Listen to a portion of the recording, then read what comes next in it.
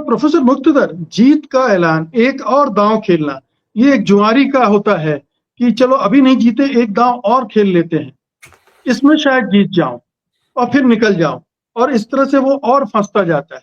क्या ट्रंप इसी ट्रैप में फंस रहे हैं? एक और दांव खेलना चाहते हैं और ये दांव और बड़ा होगा और इसमें फंसने के चांसेस और ज्यादा होंगे। Mukesh ji, thank you very much for inviting me, और आप सबको मेरा सलाम नमस्ते।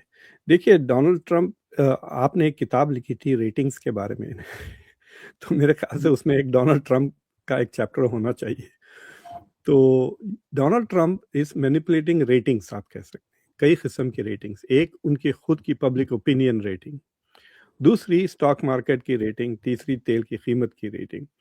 तो जैसा नरेश जी ने कहा है, यहाँ पे it is become very clear कि देर आर पीपल जो मार्केट खेल रहे हैं, और बड़े बड़े, मतलब जब पहली बार जब डोनाल्ड ट्रंप ने सीज फायर अनाउंस किया था, उससे पहले किसी ने $580 मिलियन की तेल को शॉर्ट कर दिया था।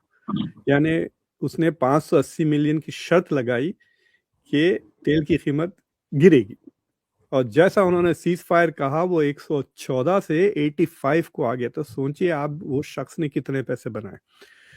और उसके बाद बार बार ये दिखाई दे रहा है कि एवरी टाइम डोनाल्ड ट्रंप इस तरह के ऐलान कर रहे हैं, कोई ना कोई उस पर बेट लगा रहा है। और देखिए, पैसा छुपाना आजकल बहुत आसान हो गया है, मतलब लोग बाहर कंपनीज में बना लेते हैं। सो द इन्वेस्टर्स कहाँ से आ रहे हैं पैसे, उसको सस्टेन इन्वेस्टिगेशन से ही पता चलता है। दूसरा है, डोनाल्ड ट्रंप की यहाँ पे अप्रूवल रेटिंग काफ़ी मुसलसिल गिरते जा रही है। आज खबर आई है कि जो यंग वाइट मैन है, जो चार्ली कर्क नाम के एक्टिविस्ट जो शूट जिनको मार दिया गया, ही हैड ब्रॉट इन, वो भी अब डोनाल्ड ट्रंप को छोड़ के जा रहे हैं, कैथलिक्स भी छोड़ के जा रहे हैं। So there is this fear के जो डोनाल्ड ट्रंप का कोलिशन था 2024 इलेक्शन में, जो जिससे उन्होंने जीता, हिस्पैनिक्स, मुस्लिम्स, औरतें, ये सब धीरे धीरे छोड़ रही हैं। तो he is trying to bring them back into the fold, इस तरह के बयानात देख करके। कभी ये कह करके देखो हम वो कर दिए जो 50 साल में, 47 ईयर्स में कोई प्रेसिडेंट नहीं कर सका, which is give Iran Hormuz और दूसरी चीज ये है कि he is also trying to bully Iran. अब देखिए, जो जो जेडी वैंस की, जैसा नरेश साहब ने कहा, इट इज वेरी क्लियर कि क्लैरिटी ही नहीं है कि जेडी वैंस हवाई में जहाज में है या नहीं। कम से कम उनको 17 घंटे लगेंगे यहाँ से वहां पहुंचने के लिए। तो अगर ये डायलॉग कल हो रहा है, then he should already be airborne.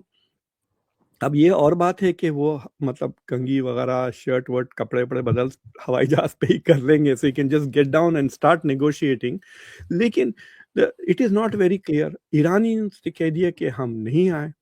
तो मुझे लगता है कि ये इज्जत बताने, there is a deliberate confusion कि वो बताना नहीं चाह रहे। मुझे लगता है वो हवा में है, एंड जब ईरानियंस कंफर्म करेंगे कि वी आर कमिंग, क्योंकि उनके लिए सिर्फ 3 घंटे की फ्लाइट है। मतलब ईरान ने इनको हवा में लटका दिया। बिल्कुल, एक तरह से वो हवा में है। एंड मुझे लगता है कि आई थिंक अगर कोई पाकिस्तानी जर्नलिस्ट सुन रहे हैं तो I think you should keep a close eye कि अगर जेडी वैंस का हवाई जहाज एयरफोर्स 2 लैंड करता है इस्लामाबाद में और फिर ईरानीज कहते हैं हम नहीं आ रहे, तो वो फौरन वापस आ जाएंगे एंड दे विल से कि वी डिडंट सेंड। तो जरा फोटोग्राफ्स वगैरह जरूर ले लें आप ताकि इनका ये भांडा फोड़ सके। But I think it is, एक चीज समझ में नहीं आ रही कि वाई इज ही डूइंग, जैसा कि अब 2 एस्केलेशन इन्होंने कर दिए, राइट। एक तो ब्लॉकेड किया। ब्लॉकेड इज नॉट, ब्लॉकेड एक ऐसी गोली है जिससे 2 टारगेट लग रहे हैं, जिसमें ज्यादा टारगेट इज चाइना, क्योंकि वो चाइना को ब्लॉक कर दिया इन्होंने 24 घंटों से, जो तेल नहीं मिल रहा। So why is he doing that. दूसरी चीज ये है कि अब और एक्सकलेट कर दिया, जो जो एक जहाज को इन्होंने पकड़ लिया, तो they are putting pressure on on Iran to respond. और दूसरी चीज ये है कि देखिए, अगर Iran is not a monolithic, जो भारत के साथ जो वाकया हुआ है, आई थिंक दैट शोज के आईआरजीसी एक तरफ है और अराकची दूसरे तरफ है। यानी उनका जो मिनिस्ट्री ऑफ फॉरेन अफेयर्स है, they want to keep good relations with India. इसलिए आपने देखा कि जो फॉरेन मिनिस्टर का जो बयान है और जो इंडिया में जो ईरान के एम्बेसडर है उनके बयानात अलग है और IRGC की हरकत अलग है, because there is a disagreement. तो मुझे लगता है कि वो सारे लोग जो हार्डलाइनर्स हैं इन द ईरानियन एडमिनिस्ट्रेशन, वो कह रहे हैं कि भाई सीज फायर के दौरान इन्होंने 2 एस्केलेशन कर दिए, तो सोचो बाद में क्या करेंगे, जब पीस होने के बाद क्या आप जवाब देंगे या नहीं? क्योंकि जैसा ईरान जवाब देगा सारा दुनिया कहेगी कि सीज फायर इज ओवर। हालांकि अमेरिका ने 2 बार वायलेट कर दिया इसको, तो भी वी अज्यूम के the cease fire is on going. Why is it on going? तो मुझे लगता है कि there is an internal struggle going on inside Iran, where they are हर गलत स्टेप जो डोनाल्ड ट्रंप ले रहे हैं, जो ऐसा लग रहा है कि वो ईरान को धोखा देने वाले हैं या ईरान के साथ कुछ you know he is going to do something shady, तो मुझे लगता है कि वो ईरान में हार्ड लाइनर्स को वो मौका मिलेगा। हाँ, लेकिन ईरान के पास है क्या? मतलब आप इसको इमेजिन करके देखें कि अगर ये जवाब दें तो क्या जवाब दें? ईरान ने अभी एक बर्तानिया और एक फ्रांस की शिप्स पे फायरिंग कर दी, ये उनका जवाब था। इंडिया के बाद इस पे किया उन्होंने बुलेट फायर की, जो ट्रंप ने भी ट्वीट किया कि this is not a nice thing. लेकिन they can't sink a British ship, मतलब ब्रिटेन से दुश्मनी तो नहीं है। और फिर उसके बाद वो क्या करेंगे? इसराइल पे रॉकेट्स मारेंगे, तो फिर तो सीज फायर खत्म, फिर इसराइल वापस आके उन पे बॉम्ब कर देगा। तो जी मतलब UAE को फायर करें, तो ईरान के पास राइट नाउ छोटे ऑप्शंस नहीं है जो स्मॉल स्केल ऑप्शंस है। वो US की शिप पे क्या फायर करेंगे, नेवी शिप पे? दैट इज द क्वेश्चन ना, इन रिटेलिएशन। तो जी मुझे लगता है कि बिकॉज दे उनके पास कोई मिलिट्री एस्केलेटरी ऑप्शन नहीं है, वो नेगोशिएशंस में वो ऑप्शन अपना लेंगे बाय आइदर डिलेइंग। और डिले कैसा करेंगे? आज 20 तारीख है, 22 तारीख को खत्म हो रहा है ceasefire, so they have to meet either on 21st और 22nd, ताकि जी कुछ आगे बात बढ़े, एटलीस्ट मिनिमम सीज फायर को एक्सटेंड करे। तो जो पाकिस्तानी डेलीगेशन है वो इस वक्त 2 कोशिशें कर रहा है, एक टू मेक श्योर के टॉक्स हों और दूसरा कि सीज फायर एक्सटेंड हो जाए। जी। तो पाशा साहब, ये ट्रम्प साहब एक तरफा भी सीज फायर को एक्सटेंड कर सकते हैं, वो कोई भी बहाना ढूंढ देंगे, कुछ भी कह देंगे।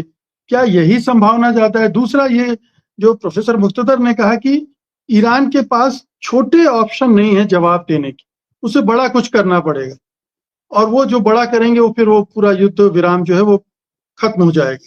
क्या आपको लग रहा है कि इस सिचुएशन में ईरान क्या कर सकता है? जी, मुझे भी लग रहा है कि under the circumstances cease fire को एक्सटेंड करना ही लग रहा है कि सभी पार्टीज को एक्सेप्टेबल होगा, क्योंकि जिस तरीके से प्रोवोकेशन अमेरिका ने किया है, अमेरिका ने जो ईरानी पोर्ट्स को ब्लॉकेट करके शिप को जो डिसेबल किया है, जो बंदर अब्बास जा रहे थे, ये बहुत ही मेरे ख्याल से वायलेशन ऑफ सीज फायर है, जैसा ईरान कह रहे हैं, ये सच है ये। तो अब जो है दूसरी बात यह है कि ईरान के पास कई पॉसिबिलिटीज हैं, लॉन्ग रेंज में, शॉर्ट रेंज में या मीडियम टर्म में। तो मीडियम टर्म में अगर ब्लॉकेट चलता है तो वो भी कोई जहाज को आने देंगे नहीं, जाने भी नहीं देंगे, तो ये फायरिंग करते रहेंगे, जैसा उन्होंने भारतीय 2 टैंकर्स पे किया, जैसा क्या बताया ब्रिटिश और दूसरे जहाजों पे भी उन्होंने फायरिंग की। तो ये फायरिंग दोनों तरफ से चलते रहेगी, लेकिन अमेरिका कितनी देर तक ब्लॉकेट जारी रखेगा? क्योंकि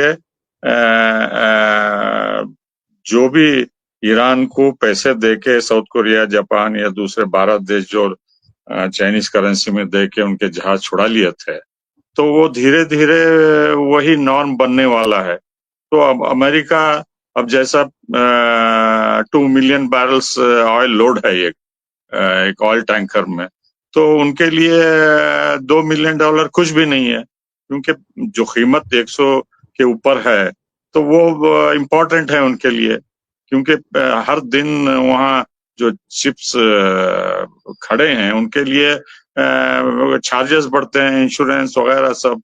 तो $2 मिलियन जो है उनको 1% लगता है, तो दे के निकल जाना चाहते हैं वो। तो अब वो भी रोक रहे हैं ये अमेरिका के ब्लॉकेट से। तो अमेरिका जो है धीरे धीरे पूरी दुनिया में अब विलन की तरह इमर्ज हो रहा है कि आप जो है कंप्लीटली वायलेशन ऑफ सीजफायर में ये ब्लॉकेट खड़ा कर रहे हैं बोल के। और मेरे ख्याल से उनका नेवल कैपेबिलिटी भी इतनी दिनों तक सस्टेन नहीं कर सकेंगे जितना ईरान जो कोस्ट उनके कब्जे में है वो बहुत देर तक सब्र से काम ले सकते हैं। तो ब्रॉडर इश्यू ये है कि देखिए ये स्टेलमेट काफी दिन तक क्या आपको लगता है कि ईरान ने ये शर्त रखी होगी कि हमारे जहाज को रिलीज कीजिए, ब्लॉकेट हटाइए, तभी हम बातचीत के लिए आएंगे? नहीं, अभी लेटेस्ट जो रिपोर्ट्स आए हैं कि आसिम मुनीर ने आग्रह किया है जेडी वैंस और पीट हेगसेथ, तो डोनाल्ड ट्रंप की बात है उसमें कि आप ये बातचीत शुरू होने के लिए फॉर्मल अनाउंसमेंट करिए कि ब्लॉकेट ईरान के पोर्ट्स पे हटाया जाएगा जैसे जैसे प्रोग्रेस होगी बोल के। तो अब वहां का अमेरिकन सोर्सेस ये कह रहे हैं कि ट्रंप ने ये पॉजिटिव रेस्पॉन्स दिया कि हम गंभीरता से इस सजेशन को रिव्यू करेंगे बोल के। तो पाकिस्तान हर मुमकिन कोशिश कर रहा है और मेरे ख्याल से अमेरिका भी चाहता है कि कोई ना कोई एग्रीमेंट हो जाए, क्योंकि देखिए फंडामेंटली जो ओवरऑल पिक्चर में देख रहा हूँ ये बैलेंस ऑफ पावर इररिवोकेबली चेंज हो गया है गल्फ में, ईरान के हक में हुआ है। और ये अमेरिका और दूसरे देश, खाड़ी के देश इसको मानने के लिए तैयार नहीं है। और दूसरी बात यह है कि अमेरिका को भी पता है कि मिलिट्रीली वो जितना कर सके एक्सेप्ट न्यूक्लियर वेपन्स वो कर चुके हैं और आगे उनके पास और कुछ नहीं है, सिर्फ धमकियां देने की बात कर रहे हैं। जी पाशा, मैं आपको थोड़ा रोकूंगा क्योंकि बॉबी साहब को निकलना भी है।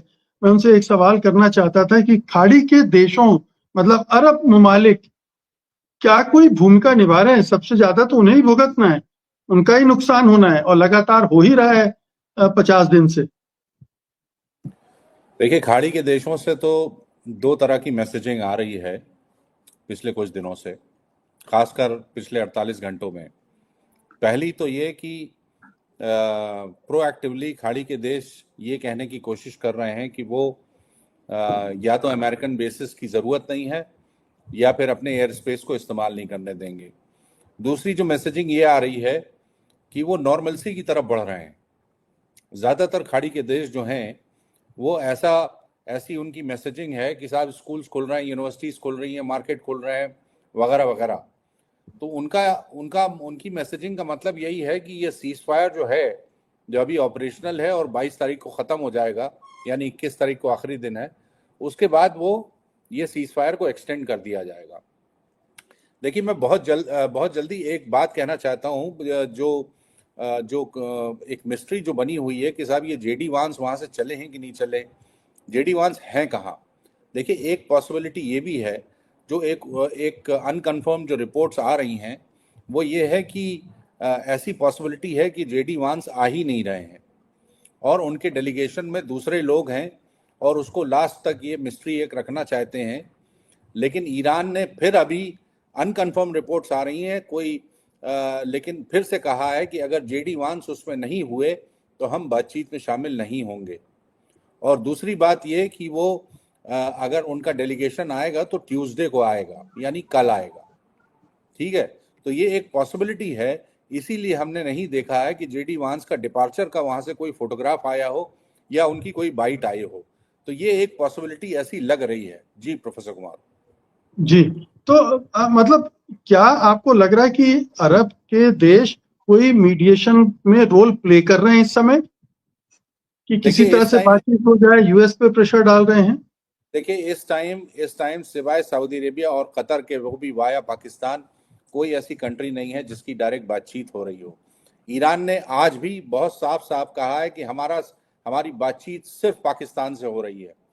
दूसरी कंट्रीज अपना इनपुट दे रही हैं लेकिन वो भी पाकिस्तान के थ्रू दे रही हैं। इसका मतलब वो कि कोई दूसरी कंट्री टच में नहीं है। लेकिन हमें ये मान के चलना चाहिए कि गल्फ कंट्रीज में खास तौर पर से सऊदी अरेबिया वो बराबर पाकिस्तानी इसके टच में है और वो अपना इनपुट दे रहे हैं। अगर जीसीसी पोजीशन पे नहीं तो कम से कम सऊदी पोजीशन जो है वो बहुत क्लियरली स्टेट कर रहे हैं और वो ईरानियंस तक पहुंचाई जा रही है। जी जी, शुक्रिया बॉबी साहब, आपको निकलना है, आपको धन्यवाद जुड़ने के लिए। नरेश जी, लेकिन यहाँ पाकिस्तान को लेकर ही संदेह पैदा हो गए हैं। ये दोनों तरफ से इस तरह की रिपोर्ट्स आ रही हैं, ईरान से भी और अमेरिका से भी, कि पाकिस्तान कहीं डबल गेम ना खेल रहा हो। अमेरिका से इस तरह की रिपोर्ट बार बार आई है कि पाकिस्तान असीम मुनीर के रिलेशन चूंकि आईआरजीसी के साथ थे जब वो आईएसआई के चीफ थे या जो मिलिट्री इंटेलिजेंस को हेड कर रहे थे, तो उस वजह से उन पे भरोसा नहीं किया जा सकता। ईरान को लगता है पाकिस्तान तो पहले से ही सऊदी अरब और अमेरिका के साथ रहा है, वो कहीं ये गेम ना खेल रहा हो कि अमेरिका को जो टाइम चाहिए वो उसके लिए लगातार बातचीत का खेल खेल रहा। आपको क्या लगता है? देखिए, पिछले हफ्ते असीम मुनीर ने 3 दिन ईरान में बिताए थे और उन 3 दिनों में कोई प्रगति तो होना दूर रहा, वो कोई बातचीत की तारीख भी तय नहीं कर पाए। तो इसी से ये पता चलता है कि ईरान कोई उन पर पूरी तरह से भरोसा नहीं करता है। उनके जाने की पीछे एक वजह ये बताई जा रही थी, इस तरह की रिपोर्टें मैंने देखी थी कि हो सकता है कि उनका, क्योंकि वो आईएसआई के चीफ रहे हैं, उनका आईआरजीसी के साथ में पुराने रिश्ते हैं, तो वो हो सकता है कि ईरान के जो नए नेता हैं मुज्तबा खमीनेई, उनसे मिलने की कोशिश करेंगे। और वो दरअसल बेसिकली अमेरिका की तरफ से जासूसी की एक कोशिश होती। और वो दरअसल, क्योंकि दुनिया को नहीं पता कि मुश्तबा की हालत क्या है, वो घायल हैं या अमेरिका जैसा कहता है कि वो तो इस दुनिया में ही शायद ना हो और ये सिर्फ ये लड़ाई के दौरान ये छिपाया जा रहा हो, तो किसी को पता नहीं है। उनके जो बयान आए हैं वो कोई बयान कोई ऑडिबल भी नहीं है, यानी वो सिर्फ कागज पर उनके बयान आए हैं। तो इस तरह की रिपोर्टें थी, लेकिन ईरान जो है वो कोई कच्चा नहीं खेला हुआ देश है। ईरान जो है बहुत ही ज्यादा मैच्योर देश है, उसका इतने सालों का जो इतिहास है, उसने दुनिया भर के साथ में तमाम तरह के जो है नेगोशिएशंस किए हैं, अमेरिका के साथ ही उसने इतनी बार किए हैं। तो ये बात है कि वो इस तरह की बातों को ईरान भी समझता होगा कि ये मुश्तबा से क्यों मिलने जा रहे हैं। तो जैसी मेरी जानकारी है, वो मुश्तबा से उनकी मुलाकात नहीं हो पाई थी। वो ज्यादा से ज्यादा ईरान के जो ये पब्लिक फेसेस हैं उनसे मिले थे और जो ईरान के जो सेना अध्यक्ष हैं उनसे मिले थे। एक आध और आईआरजीसी कमांडर से मिले थे, इससे ज्यादा वो नहीं।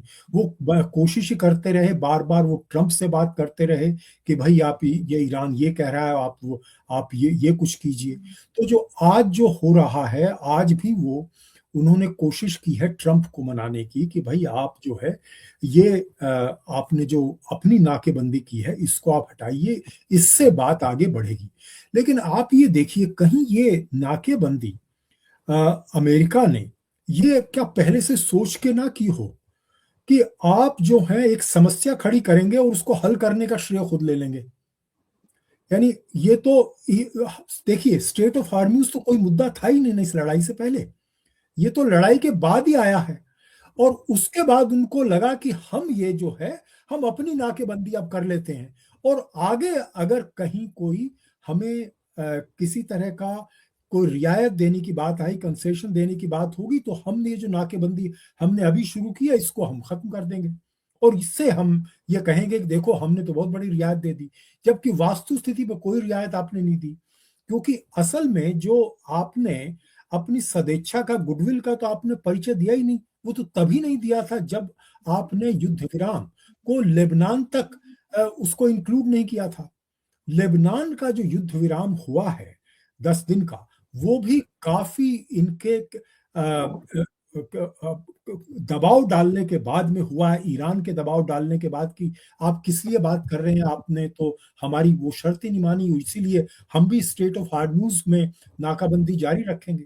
और उसके बाद भी आप देखिए उस युद्ध विराम, 10 दिन का युद्ध विराम जो उन्होंने किया, उसके बाद आज तक इजराइल लेबनान में बमबारी कर रहा है, टारगेटेड किलिंग्स कर रहा है, तो युद्ध विराम तो वो कहाँ रहा है।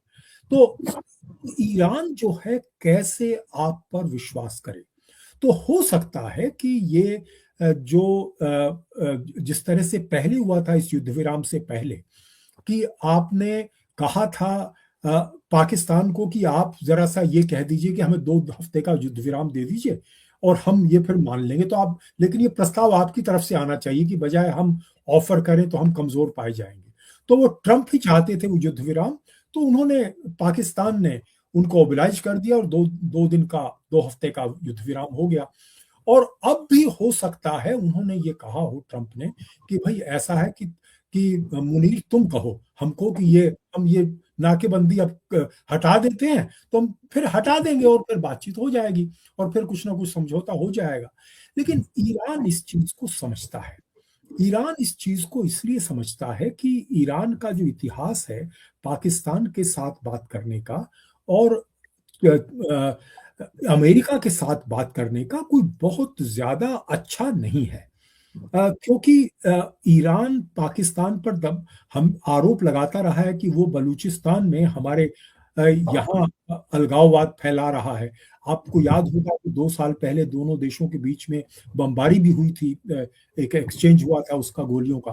तो ये एक बात भी है। दूसरी बात ये है कि अगर कभी लैंड इन्वेजन होता है तो ईरान को ये डर है कि पाकिस्तान अपनी तरफ से लैंड इन्वेजन भले ही ना करे लेकिन अपने एयर बेसिस का इस्तेमाल करने दे सकता है पाकिस्तान तो अमेरिका को। तो ये जो है ना डर, इस तरह का डर, क्या शक तो है ही कम से कम। तो इस वजह से भी ये बात आगे नहीं बढ़ रही। और दूसरी बात यह है कि ईरान जो है उसने ये बड़ा साफ कर दिया है, खासकर जो फ्राइडे को, जो शुक्रवार को जिस तरह के बयान उन्होंने न्यूक्लियर एनरिचमेंट वाले मामले पर दिए थे, उन्होंने कहा था कि देखिए न्यूक्लियर एनरिच्ड यूरेनियम हमारे यहाँ से कहीं नहीं जा रहा है, आप कितनी कोशिश कर लीजिए, और उसके बिना कोई समझौता होने वाला मुझे नहीं दिखता। कहीं ना कहीं उस पर ही होगा। और उनकी समस्या ये है कि जब तक वो 2015 वाला जो बहुराष्ट्रीय समझौता जो ओबामा ने करवाया था, उससे जब तक बेहतर समझौता ना हो जाए तब तक उसकी कोई वक्त नहीं होगी, कोई उसको मानेगा नहीं। तो किस मुंह से ये दावा करेंगे कि हमने कुछ हासिल किया है। तो ये भी बड़ी समस्या है। ट्रंप जो है, जैसा कि हम कई बार डिस्कस कर चुके हैं, इस लड़ाई से निकलना चाहते हैं, लेकिन ईरान उनको आसानी से एग्जिट प्लान देने को तैयार नहीं है। जी, तो प्रोफेसर मुक्तदर, क्या ये जो मीडिएटर है पाकिस्तान, वो खुद भी फंसा हुआ है? क्योंकि उसकी अपनी विश्वसनीयता नहीं है। तो ठीक है, शुरुआत में इनिशिएट किया, कुछ उसको एडवांटेज भी मिला, इंटरनेशनल लेवल पर उसका कद भी बढ़ा, लेकिन अब यहाँ जहाँ फंसी है गाड़ी, वहां से निकाल पाने में वो तो सक्षम नहीं है। क्या चीन, रूस इसमें कोई मदद कर सकते हैं, या अब बिना ट्रंप के पीछे हटे कोई रास्ता नहीं खुलने वाला, क्योंकि ईरान के पास पीछे हटने की गुंजाइश नहीं? देखिए, पाकिस्तान का जो एडवांटेज मिला है, डिप्लोमेटिक एडवांटेज, वो अब पैसे में बदलने लग गया है। जो आपने देखा कि सऊदी अरेबिया ने जो यूएई ने लोन जो वापस मांगा था, वो सऊदी अरेबिया ने अंडरराइट कर दिया, उसके बाद और कमिट कर दिया। तो ओवरऑल मेरे ख्याल से $6-7 बिलियन का उनको फायदा ऑलरेडी हो चुका है, which is close to 2% of their GDP. वो बहुत, मतलब सोचिए आप, it's like a growth, GDP growth की ऐसी बात हो जाएगी। So they are benefiting from that.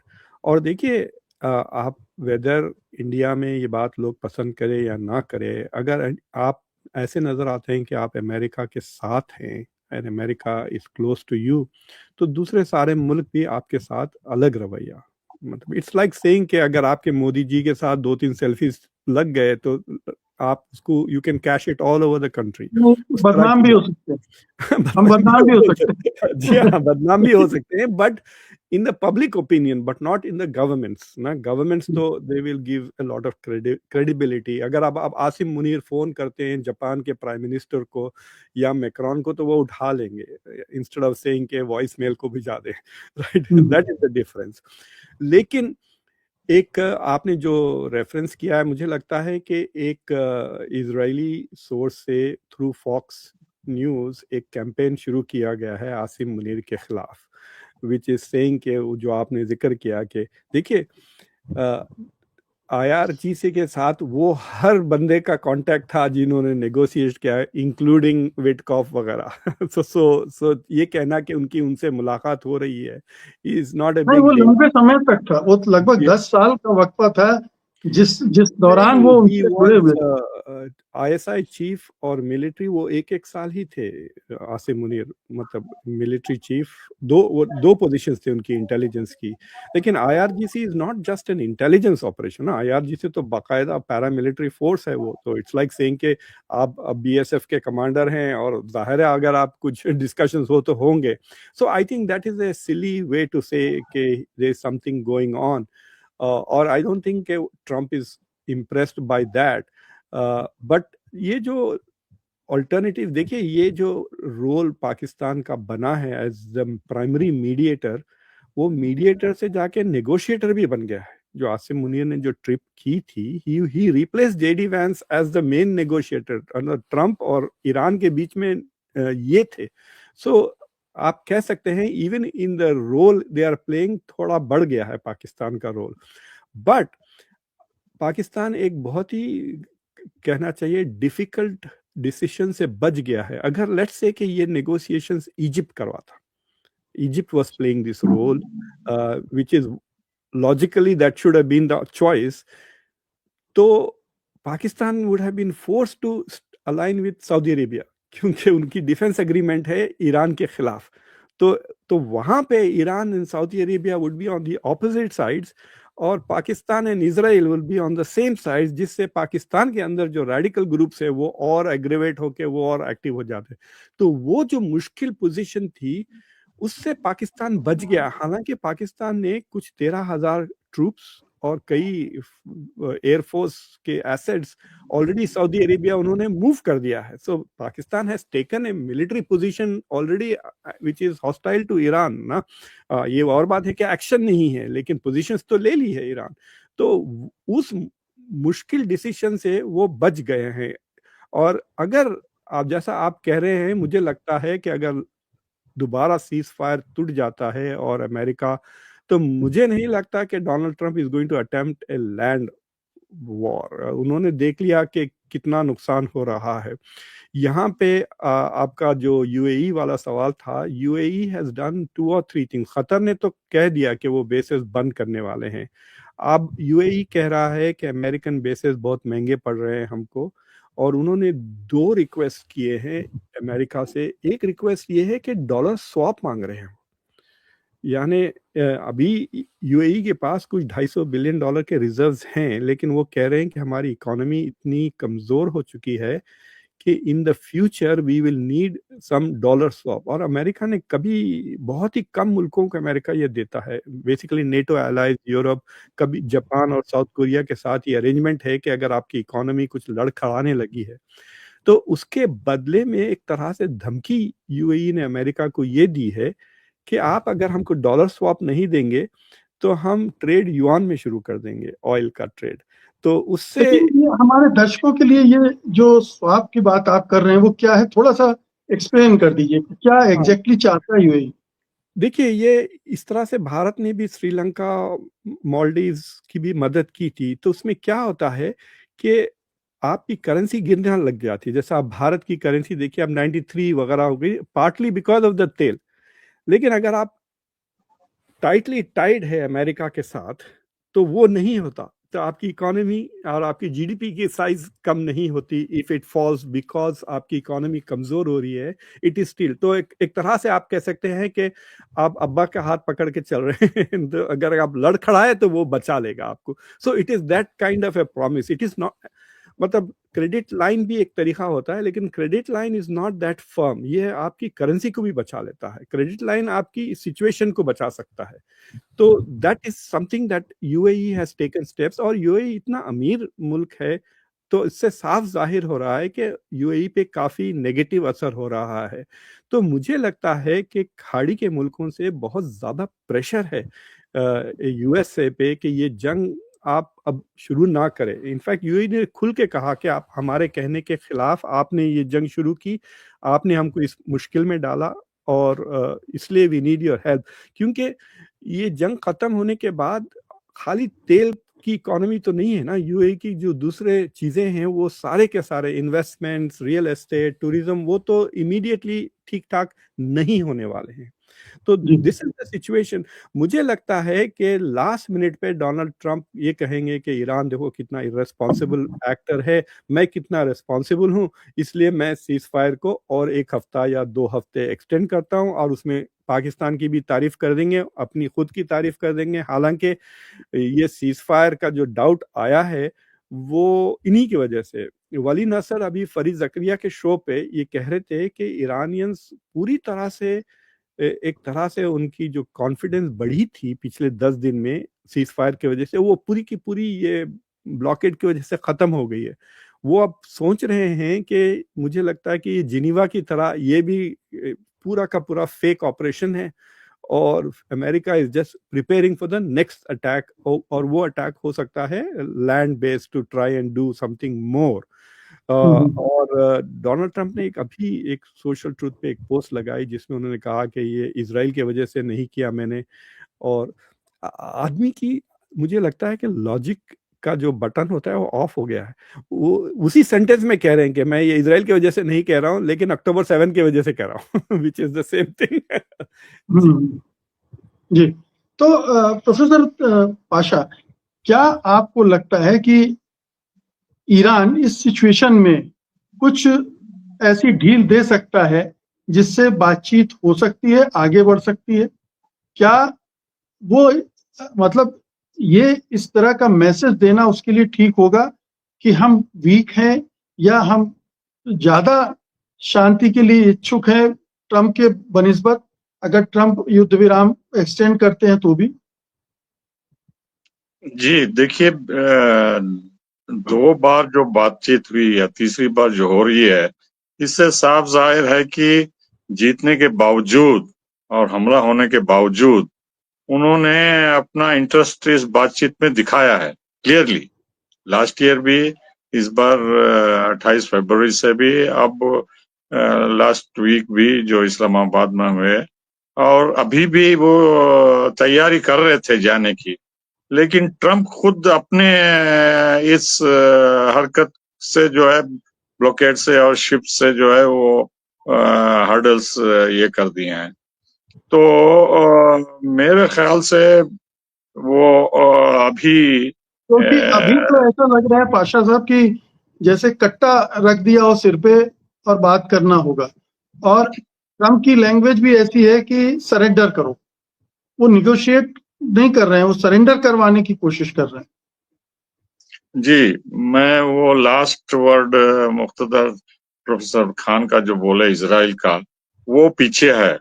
जो गन पॉइंट पे वो बोल रहे हैं नेगोशिएशंस पे आइए बोल के, तो इजराइल का दबाव लगातार है वो, और जूइश लॉबी का भी काफी असर है। और ये जो बार बार इजराइल का जिक्र जो करते हैं, यही असल में बैकग्राउंड है। ये अपने आप जो करना चाहते हैं वो कर नहीं पा रहे हैं ये, और इनके ऐसे सलाहकार हैं जेराड कुशनर, विटकॉफ, ये पूरे ज़ायनिस्ट है, और ये पीटर हेग्सेट भी पूरा completely sold out to Zionist cause. तो ये लगातार इजराइल के बिहाफ जो है लगे हुए हैं, और नेतन्याहू भी ये कोर्ट केसेस से बचने के लिए हर मुमकिन कोशिश कर रहा है कि कुछ ना कुछ लाइव रखे, चाहे वो लेबनान हो या ईरान का मामला हो या कुछ भी हो। तो ये ट्रम्प जो है he is caught between this conflicting pulls and pressures. एक तो वो मागा का प्रेशर है, वो खुद चाहते हैं कि और ज्यादा नुकसान ना हो और ज्यादा आइसोलेशन ना हो दुनिया से, और इकोनॉमी का भी ख्याल रखना पड़ता है उनको, तेल का और इन्फ्लेशन का और वॉल स्ट्रीट का वगैरह। तो ये जिग्जा जो कर रहे हैं, ये इजराइल कभी भी दबाव डाल के उनको ये खींच सकता है। लेकिन ईरान की मुश्किलात भी ये बढ़ा रहे हैं उस प्रेशर में आके, वरना मेरे ख्याल से बातचीत होती। दो चीजें साफ हैं, एक तो न्यूक्लियर इश्यू पे लगभग 95% अंडरस्टैंडिंग थी कि पहले तो ईरान ने कहा कि हम न्यूक्लियर बम बनाने में इंटरेस्टेड नहीं है। दूसरा जो है मिनिमम एनरिचमेंट के लिए तैयार थे, जो ईरान के डिमांड लास्ट टाइम भी कुछ मोरलेस एक्सेप्ट कर रहे थे। तीसरा जो है वो जो 400+ किलोग्राम एनरिच यूरेनियम, वो भी जो है जीरो को लाने के लिए तैयार है, या बाहर रूस या सऊदी अरब और पाकिस्तान और अमेरिका बातचीत कर रहे हैं। क्या आउटकम हुआ अभी तक उसका निर्णय नहीं हुआ, लेकिन उस पर भी बातचीत हो रही है। रहा ये खाड़ी का टोल और चुंगी, मेरे ख्याल से जब तक सीज पर आएगा वो कुछ लचकदार रवैया ईरान भी अपनाने के लिए तैयार है, लेकिन अल्टीमेटली ईरान को पता है कि वो इस पे लागू करेगा। ये मजलिस का डिसीजन है, अमेरिका कुछ नहीं कर पाएगा। और जो देश 200 मिलियन का जो ऑयल लेके जाते हैं, उसमें 2 मिलियन देके जाने में उनको कोई हर्ज नहीं है, देके गए हैं पहले भी, साउथ कोरिया, जापान वगैरह सब, चाहे वो डॉलर में हो या युआन में हो, वो आगे भी देके जाते रहेंगे। उनको आना जाना और उनका तेल गैस बहुत महत्वपूर्ण है। देखिए, ये जो कश्मकश चल रही है ट्रम्प और ईरान के बीच में, ये ऐसे मोड़ पे दोनों खड़े हैं और दोनों जो इम्पैक्ट कर सकते हैं एक दूसरे पे या उसके जरिए पूरी दुनिया पे, तो ये बहुत पेनफुल हो गया है दोनों को एक्सेप्ट करने में। जो डिक्टेट कर रहा है अमेरिका, और जो ईरान से अमेरिका जो समझता है कि आप ये डिक्टेट कर रहे हैं हॉर्मुज़ को और वगैरह वगैरह। तो ये जो रोल मीडिएशन का है, ये इसमें कुछ ठोस मुझे नहीं लगता कि ऑल्टरनेटिव प्रपोजल्स आ रहे हैं, या तो पाकिस्तान डायरेक्टली से या सऊदी अरब से या इजिप्ट से या टर्की से। तो ये जो स्टेलमेट मेरे ख्याल से चलता रहेगा, और सीज फायर एक्सटेंशन का ही मुझे लगता है कि अगर ईरान नहीं भेजता है डेलीगेशन, तो अगर अमेरिका से विटकॉफ ही आते हैं और जराड कुशनर आते हैं, तो ईरान के जो एम्बेसडर हैं इस्लामाबाद में वही जाएंगे, ऑथराइजेशन अगर मिलता है उनको तेहरान से कि हाँ भी आप बोलो कि अब अभी टाइम चाहिए हमको और एक्सटेंशन के हक में अभी भी हैं, और पाकिस्तान भी शायद इसको एक्सटेंशन की ही ये सपोर्ट करेगा बोल के मुझे लगता है रियलिस्टिकली अंडर द सर्कमस्टेंसेस, क्योंकि जो गैप है इंस्टेड ऑफ नैरोइंग वो बढ़ते जा रहे हैं दोनों के बीच में। ये ट्रम्प की अनप्रेडिक्टेबल पॉलिसी से जो है ये और पेचीदा मामला होता जा रहा है, और इसमें इजराइल भी जो है इसमें टांगे अड़ा रहा है। बिल्कुल। तो नरेश जी, ये क्या फिर अगर कल मान लीजिए पहुंच भी जाते हैं अमेरिकन डेलीगेशन, ईरानी डेलीगेशन भी पहुंच जाता है, तो वही हश होगा, बातचीत का कुछ निकलना तो है नहीं। ज्यादा से ज्यादा ठीक है, सीज फायर एक्सटेंड कर दो और आगे बातचीत करेंगे। फिर ये इससे ज्यादा तो कुछ संभावना बनती नहीं है, क्योंकि अगर कुछ ठोस बातचीत हो चुकी होती पीछे बैक चैनल में, कुछ एग्रीमेंट्स कहीं कुछ हो गए होते, तो फिर तो अभी उत्साह होता बातचीत के लिए, वो कहीं नहीं। देखिए, बैक चैनल में तो ये ट्रम्प तो विश्वास करते नहीं। उनको तो लगता है कि वो सबसे बड़े चिंतक वो खुद हैं, उनको सबके बारे में पता है। वो तो सोशल पर ही नेगोशिएट कर लेना चाहते हैं। हाँ, वो तो सारे डिसीजन अपने आप ही लेते हैं। और उन्होंने, आपको याद होगा कि उन्होंने को महीने भर पहले जब उनसे किसी ने पूछा कि ये लड़ाई कब खत्म होगी और कैसे खत्म होगी, कहा कि जब मैं महसूस करूंगा, जब मुझे ये फीलिंग आएगी कि अब लड़ाई खत्म होनी चाहिए, तब मैं लड़ाई खत्म कर दूंगा। ये बिल्कुल वैसी ही बात थी जो उन्होंने कहा था न्यूयॉर्क टाइम्स को एक इंटरव्यू में कि अंतरराष्ट्रीय लॉ क्या है, कुछ नहीं है, जो मैं कहूंगा वो अंतरराष्ट्रीय कानून है। यानी जैसे हमारे यहाँ जो डाकू कहा करते थे हिंदुस्तान में कि मेरा राज होगा, वही मेरा सिक्का चलेगा, यानी तुगलक ने चमड़े के सिक्के चला दिए, ये कहकर कि भाई वो चमड़े से और धातु से इसका कोई लेना देना नहीं है, सिक्का तुगलक का है। तो ट्रंप को यही लगता है कि वो जो कहेंगे वही पत्थर की लकीर है। लेकिन सीरियसली मुझे ये लगता है कि देखिए, अगर ये युद्ध विराम होता है, जिसकी संभावना है, तो वो युद्ध विराम 1 या 2 हफ्ते का नहीं होगा, मुझे लगता है कि 1 महीने के लिए होगा। उसकी वजह यह है कि ट्रंप को चीन जाना है और चीन उनको 15 मई को जाना है। तो उस दौरान वो युद्ध विराम फिर जारी रहे, या तो उससे पहले झगड़ा खत्म हो जाए, जिसकी कोई संभावना नहीं दिख रही है। तो जब वो चीन में होंगे उस दौरान युद्ध विराम रहना चाहिए। तो उसका मतलब यह है कि वो सेफली 4 हफ्ते का युद्ध विराम की शायद बात हो। अगर आपको याद हो कि एक एक्सियोस ने एक अमेरिकन जो प्रस्ताव है जो 2-3 पेज का, वो मैंने पढ़ा है। वो उन्होंने, वो जो एक्सियोस के जो एडिटर हैं वो एक इजरायली अखबार के लिए भी काम करते हैं, लेकिन उनके इजराइल और अमेरिका में काफी अच्छे, यानी व्हाइट हाउस तक उनके बताते हैं, पेंटागन तक उनके संबंध हैं, काफी पहुंच वाले बताए जाते हैं। तो उन्होंने ये कहा कि एक 3 पन्ने का है जिसमें हम 60 दिन के युद्ध विराम की बात कर रहे हैं, कि शुरू में आप ये मियाद ले लें और फिर ये चीजें उसमें होंगी। तो उसमें बहुत सारी चीजें तो ट्रंप अपनी ट्वीट्स में कह चुके हैं, हालांकि उस तरह से नहीं है कि वो सारा वो उनको दे देगा न्यूक्लियर वाला।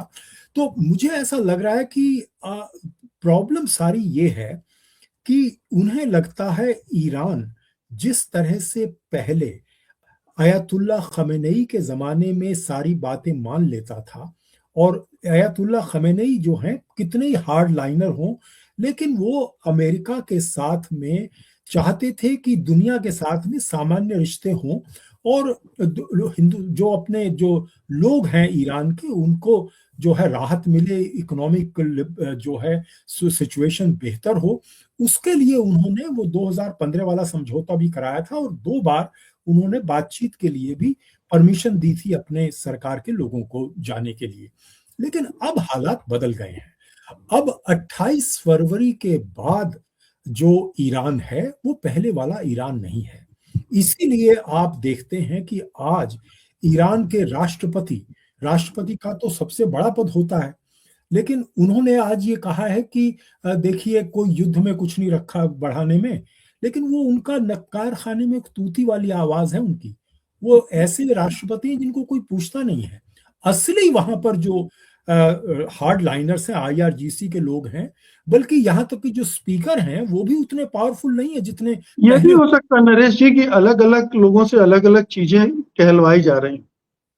ये भी एक कूटनीति का हिस्सा होता है जी। लेकिन ये भी है कि हमने जैसा देखा कि विदेश मंत्री ने वो जो ऐलान किया था उसकी पब्लिकली भर्त्सना की गई IRGC द्वारा, या IRGC समर्थित जो वो है, उसके बाद में IRGC ने वो एक तरह से उनको ओवररूल किया। तो ये बात है। दूसरी बात ये है कि जो ये राष्ट्रपति हैं पेजेश्कियान, ये या पहले से ये उदारवादी माने जाते हैं, और इनकी कोई बहुत बड़ी अहमियत आज के समय नहीं है। तो वहां पर हार्ड लाइनर्स इस समय ज्यादा ताकतवर हैं और वही फैसला ले रहे हैं। यही वजह है कि जो विदेश मंत्रालय का जो बयान है वो थोड़ा सा कमजोर लगता है, जबकि IRGC समर्थित जो न्यूज एजेंसी है उसका बयान थोड़ा सख्त लगता है। तो ये बात जरूर है। दूसरी बात, आपने जो तीसरी बात जो इजराइल की जो कही, देखिए मैं संक्षेप में ये कहना चाहूंगा इजराइल वाले मामले में, ये बात, इसमें कोई दो राय नहीं है कि इजराइल के कहने पर, इजराइल के राष्ट्रपति के प्रधानमंत्री के मनाने पर इन्होंने ये फैसला लिया था चढ़ाई करने का, और ईरान अमेरिका की दोनों फौजें साथ साथ पहली बार इस तरह से ईरान पर हमला किया था। लेकिन हुआ ये है कि तब से अमेरिका के अंदर जो है इजराइल का समर्थन बहुत तेजी से कम हुआ है। खासकर जो युवा वर्ग है अमेरिका के, वो इसके इजराइल के बहुत पक्ष में नहीं है। और आपको तो याद होगा कि वहाँ जो कैंट ने, जो इनके बड़े नेता थे, प्रशासन के बड़े अधिकारी थे, काउंटर टेररिज्म टेररिज्म वाले टास्क फोर्स के, उन्होंने यही कह के इस्तीफा दिया था कि ये लड़ाई अमेरिका की नहीं है, तो इजराइल की लड़ाई है जिसमें हम फंस गए हैं। तो उसको लेकर बहुत सारे इनके जो अपने समर्थक हैं मैगा में, वो भी ये बात कह रहे हैं कि ये अमेरिका फर्स्ट नहीं, इजराइल फर्स्ट हो रहा है। तो इजराइल का समर्थन घट रहा है। और ये भी एक वजह हो सकती है जो आज जो ट्वीट किया है ट्रंप ने, उसके पीछे एक ये वजह हो सकती है कि वो ये कहना चाहते हैं, सफाई दे रहे हैं कि नहीं, इजराइल के कहने पे नहीं, ये तो हमने अपने हित में फैसला लिया है। बिल्कुल। आखिरी सवाल है प्रोफेसर मुक्तदर आपसे, पूरी दुनिया को अभी कितना भुगतना है? तेल और दूसरे चीजों के दाम कब तक इस तरह से चढ़े रहेंगे? अभी अगर ये ब्लॉकेट नहीं हटाता अमेरिका, तो फिर और कितने दिन ये भुगतेगा पूरी दुनिया? ये क्या आपको लग रहा है कि युद्ध विराम हो भी गया तो ब्लॉकेट हटेगा कि नहीं हटेगा? देखिए, इस वक्त दो दुनिया है, एक दुनिया जिसमें चाइना है और एक दुनिया जिसमें चाइना नहीं है। तो जब तक ब्लॉकेट है तो सारी दुनिया इज गोइंग टू सफर।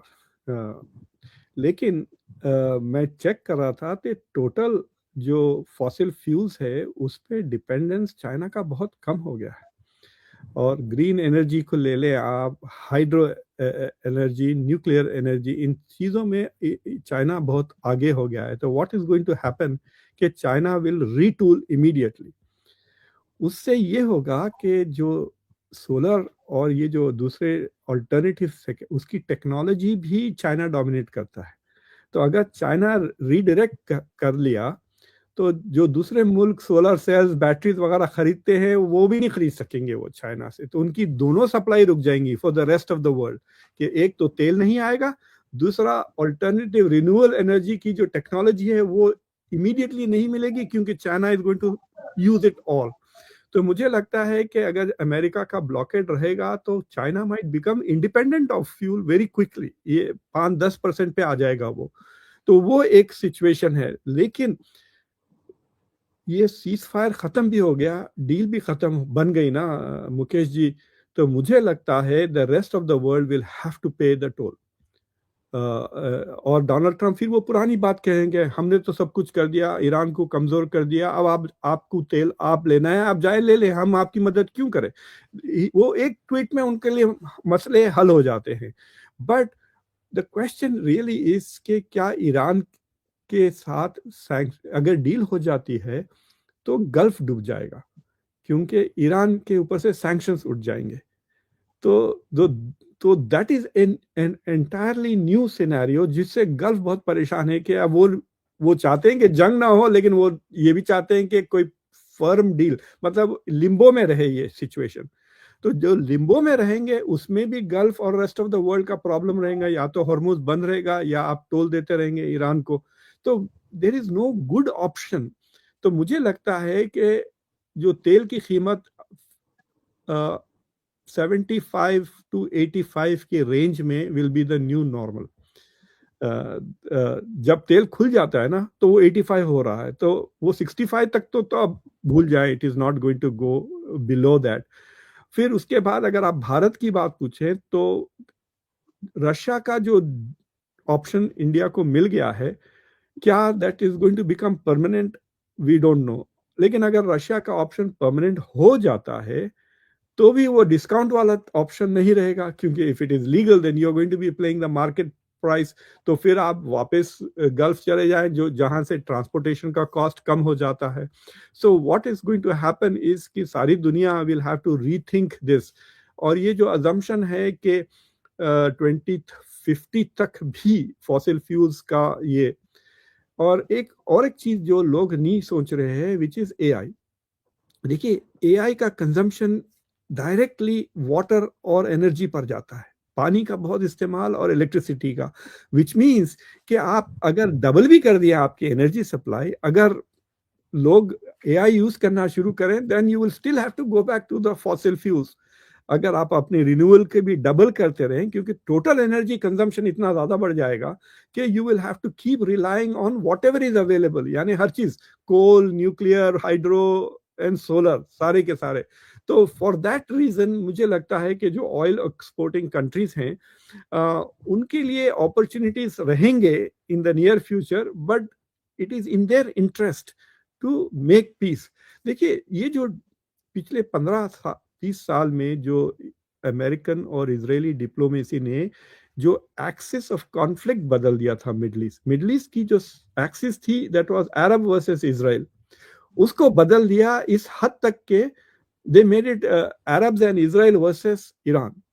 आपको बताऊं, उसका इतना बुरा असर होता है। यहाँ पे एक हार्वर्ड यूनिवर्सिटी नाम की यूनिवर्सिटी है वाशिंगटन डीसी में, नॉट हार्वर्ड, हार्वर्ड HOW। तो वहां पर किसी ने आके उनको $2 मिलियन दे दिया एक इस्लामिक स्टडीज का प्रोफेसर इलेक्ट करे। अब जो उस दर्जे के जो बड़े नाम थे वो सारे शिया थे, सैयद हुसैन नसर, अब्दुल अजीज सचदीना, इस तरह के प्रोफेसर। तो 5-6 साल तक हार्वर्ड ने किसी को हायर नहीं किया, तो उस पर काफी दबाव है। तो उससे जब डीन से बात की, सेट के जब पैसा सऊदी अरेबिया से आया था, तो सऊदी अरेबिया ने कहा वी वुड रादर प्रेफर ए ज्यू ओवर ए शिया। मतलब इस तरह अमेरिका में बात नहीं करते लोग, बट उन्होंने कहा कि तुम जूश प्रोफेसर को हायर कर लो, लेकिन शिया प्रोफेसर को हायर ना करो। लेकिन फैकल्टी जो थी was not voting for anybody else, they wanted the big names. तो ये जो अरब वर्ल्ड ने started thinking that Shias are more dangerous than Jews for their future, वो अब रीथिंक करना पड़ेगा उनको कि ये जो स्ट्रैटेजी थी, it has not work, it has led to an economic disaster कि ईरान को हमने विलन बना दिया और इजराइल को हमने अब्राहम एकॉर्ड्स के थ्रू पार्टनर बना दिया।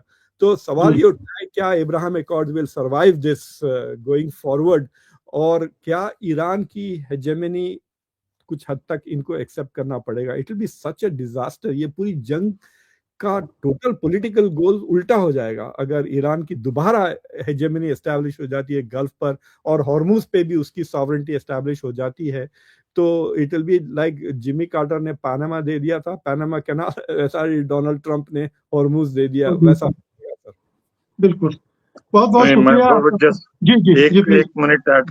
देखिए, जो प्रोफेसर खान बोल रहे थे, it is realistic assessment, but ये भी हमें मान के चलना होगा कि ईरान के पीछे चीन और रूस भी हैं, और ईरान की जो कामयाबी हुई है अमेरिका को भी पता है, खाड़ी के देशों को भी पता है, नाटो देशों को भी पता है, और this is a realistic fact. कोई भी इसको इग्नोर नहीं कर सकते। और अल्टीमेटली अमेरिका को पता है कि हॉर्मुज पे ईरान का कब्जा रहेगा और उसका तसल्लुत रहेगा, और खाड़ी में चुंगी देके जाना होगा। लेकिन ये थोड़ा समय लगेगा। जो ईरान ने अचीव किया है, ये अनप्रेसिडेंटेड है जियोपॉलिटिक्स में और ग्लोबल अफेयर्स में। तो अमेरिका को टाइम लगेगा इसको एक्सेप्ट करने में, और खाड़ी के देशों को भी टाइम लगेगा। मेरे ख्याल से ultimately the world will become reconciled to a new major power like Israel in the eastern part of the West Asian region. जी, like Iran, not Israel. जी, yeah, जी, थैंक यू सो मच। शुक्रिया आप सबका, धन्यवाद, नमस्कार। नमस्ते।